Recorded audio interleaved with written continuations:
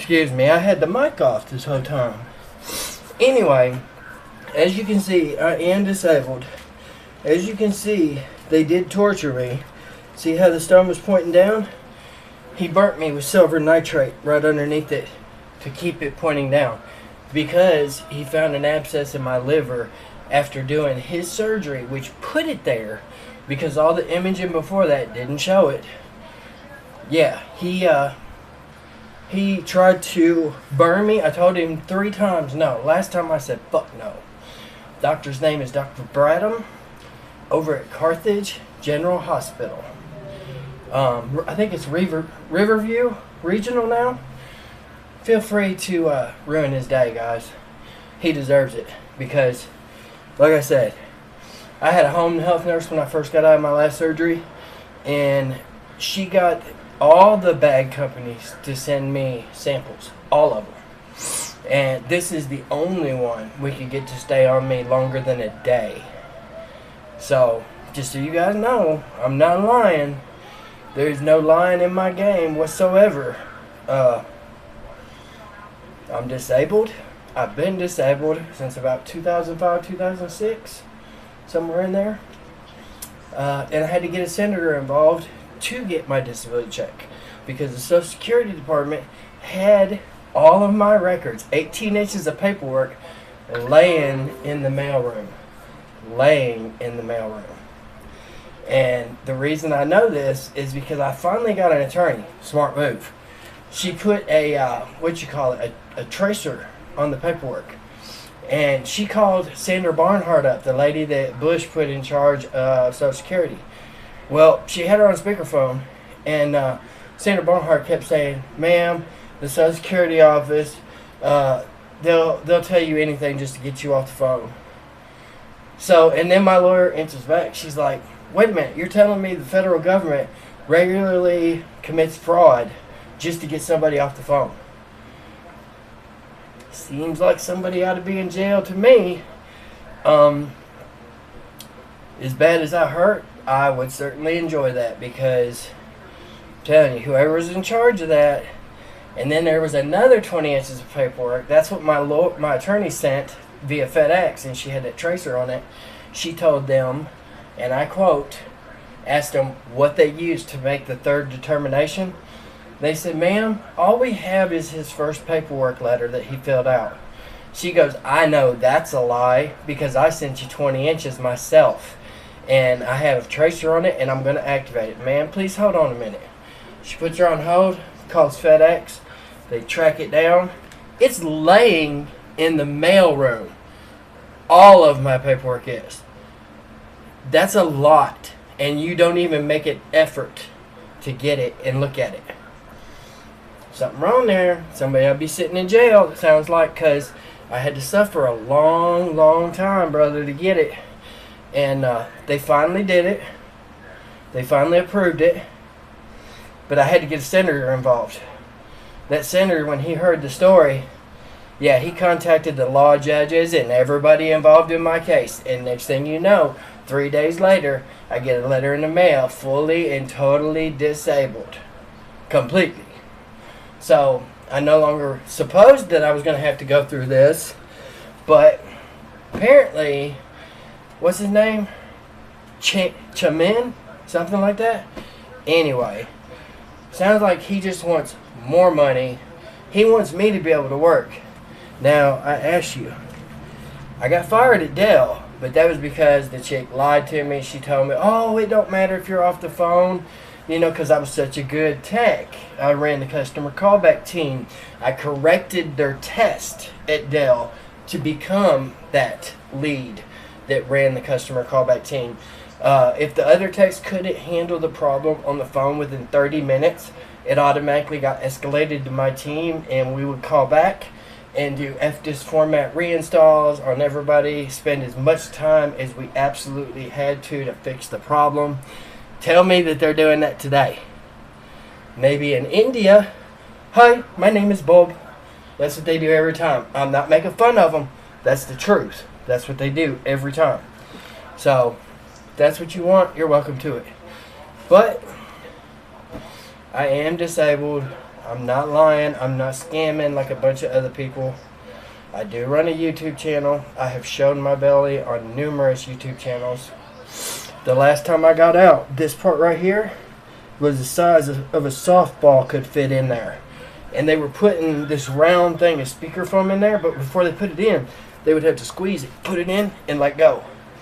And when they did that, it ripped and tore every little knife cut that idiot doctor, and I can say idiot because he's an idiot. According to all my doctors at Summit, they were like, yeah, that's absolutely the wrong. He was trying to cover his ass. CYA technology. And I don't know why, because in Tennessee you basically have the right to kill somebody if you're a doctor. Check this out. If you don't believe me, check into legislation. Tennessee actually passed a law that says you cannot sue a doctor for more than $5,000.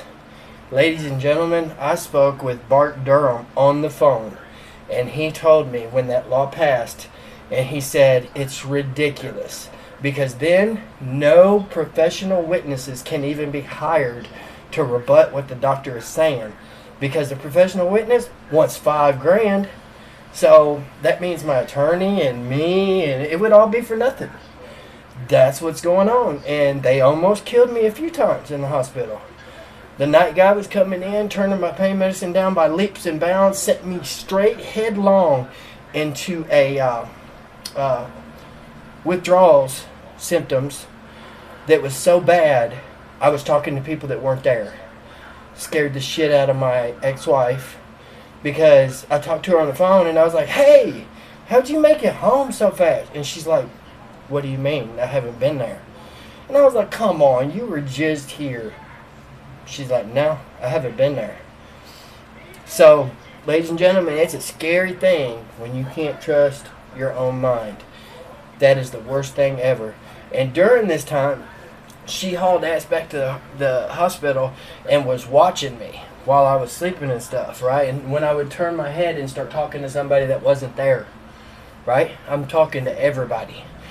And then, I'm trying to think, hold on, I'm trying to get this order right. Oh, yeah, dig this. The nurse come in to take me for imaging, right? X-rays or something. And she's like, come on, hop in the chair. And I was like, ma'am, I can't make it. You're going to have to get somebody. And she's like, come on, don't joke. She said, you were just going outside to smoke and stuff yesterday. And I was like, that was yesterday. She thought I was joking. She thought I was lying. So then when she lifted me up out of the bed and I took her and the wheelchair out, once again, I couldn't see nobody. You know, when this last doctor, Dr. Bradham, I am calling names, over there at Carthage Hospital, I think it's Riverview Regional, he is the worst surgeon I've ever seen in my life. Let's put it this way. None of my imaging studies prior to the surgery that he did shown anything wrong with my liver. And I mean nothing. No cirrhosis, no abscess, no nothing. Then, after the 14th surgery, he goes in and does another surgery. And this time, he's scared. Because when he did the surgery, he nicked something in my liver.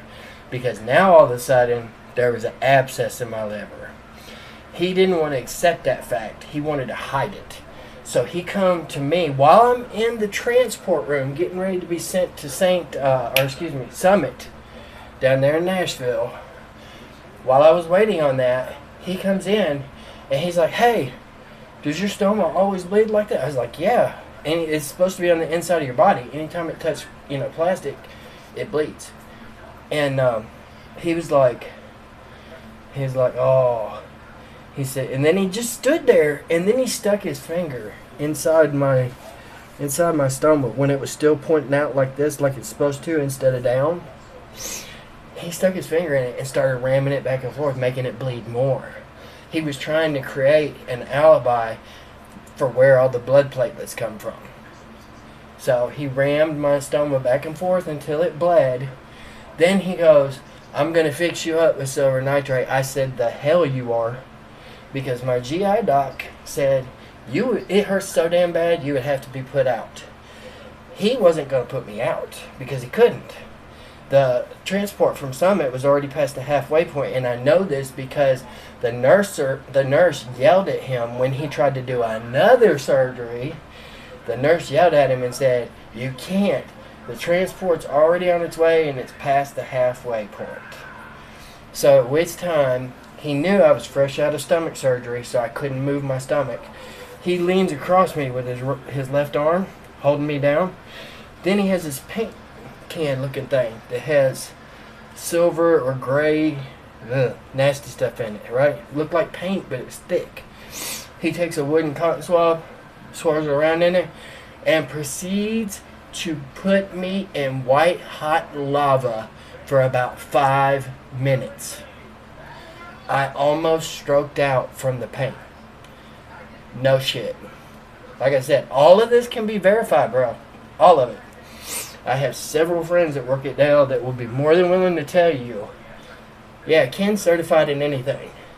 It's completely self-taught, C++. We've done 7 complete games, one of which went on to win contests and stuff over there at Yo-Yo Games. They had a contest about something to do with time, like, so I made the matrix object. When you would throw the matrix object through the items, which were fruit, because I was rewriting Zoop to make it a much more engaging puzzle game to make it easier. I made it to where you could use the mouse and rotate around the outside, and then when you either hit the spacebar or hit the fire button, it would shoot it. But here's the catch. It would only take the fruit off the screen if it matched the fruit that you currently were. That way it would stop people from sitting there just hitting it, and taking stuff off. No cheating here. Anyway, that's my story. I thought you guys would want to hear it. It's been a while since I've done a video to show you guys. I'm not ashamed of it. I'm not. I am pissed that none of these doctors take me seriously. And when it comes to pain medicine, they sure don't take me seriously. They treat me like the same Joe Blow down the street. Oh, I bumped my elbow. I need some pain medicine. No, bro. When your stomach looks like that, come see me. Then we might do something. But when my stomach's like that, and they've made all these laws, because every year another politician runs on a new platform. Oh, we're going to cure the pill epidemic in Tennessee. No, you're not. You know why? Because you will never, ever legalize weed in Tennessee. Now, the vape cartridges, those are legal. With the fake THC in it, the synthetic, you can go to any gas station and buy them. Oh, but don't use them because you'll fail a piss test and they'll tell you, oh, that's the same as THC. They put it in a gas mask spectrometer, da-da-da-da. Well, obviously their gas mask spec sucks because it didn't say nothing about synthetic, and it was Delta 10. It's synthetic. Whatever. I'm just making this vlog because I'm probably going to be going back in the hospital like on Sunday, and there'll be a whole lot more videos I'll upload because I'm taking my phone with me in the hospital, and this time we are posting shit, people. Deuces to all my fam out there. Thanks for tuning in.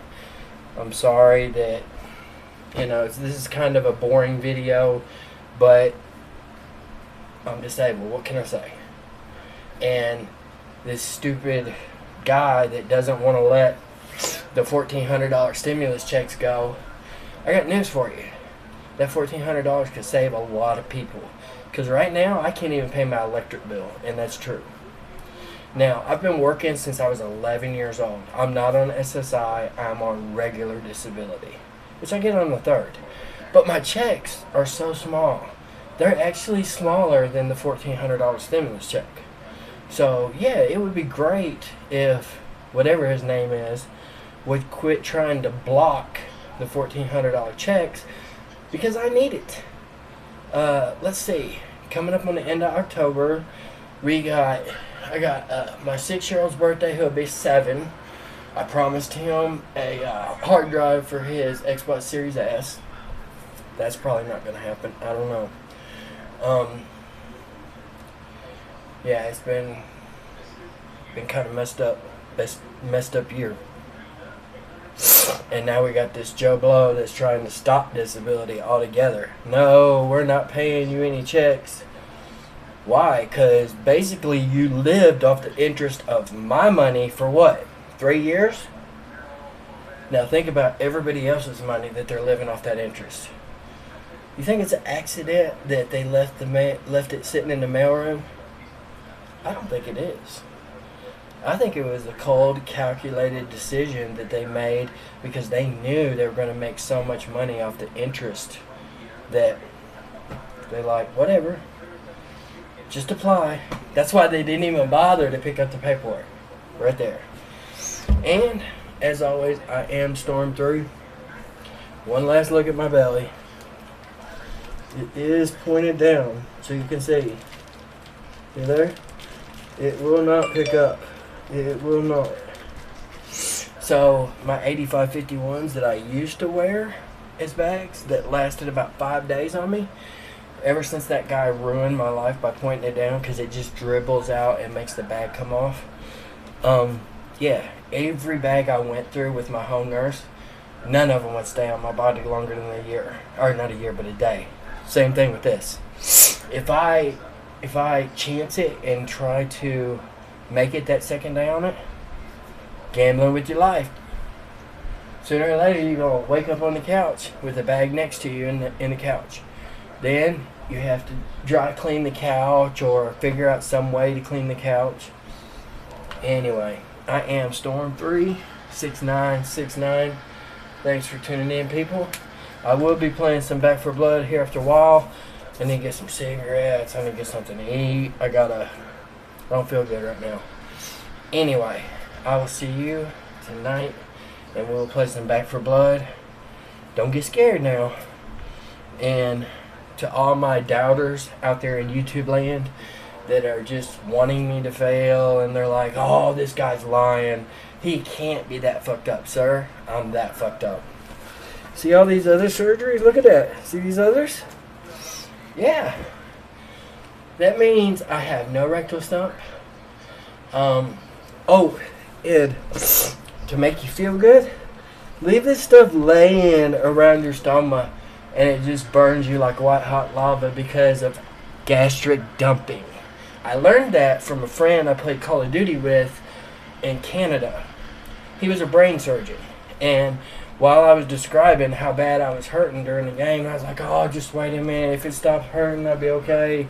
And he's like, what's wrong? And I told him, and he informed me, you're experiencing gastric dumping.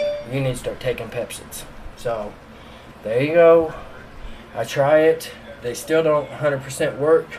Hell, my pain medicine don't 100% work. How can it work when you got this much intestines? Literally, it goes from here to where the stomach is. Okay? And, yeah, that's all you got. Try to absorb as much as you can in that short length right there. Try not to have anything too spicy in your food because it's going to pass through and it's going to burn you even whether you're taking Pepsids or not, because that's a whole different kind of animal. Anyway, I'm out. As it is, mwah, mwah. I love you people. Thanks for tuning in. I will see you this evening. This has been my Crohn's video. I hope you found it informational. I'm hoping to help a bunch of people out there, because I know if I can't be the only one that's not getting their disability check or the $1,400 stimulus check when you're on disability. Yeah, and I have no idea how I'm out so low. My friend, his disability was $2,500 a month. Now I can see a little difference,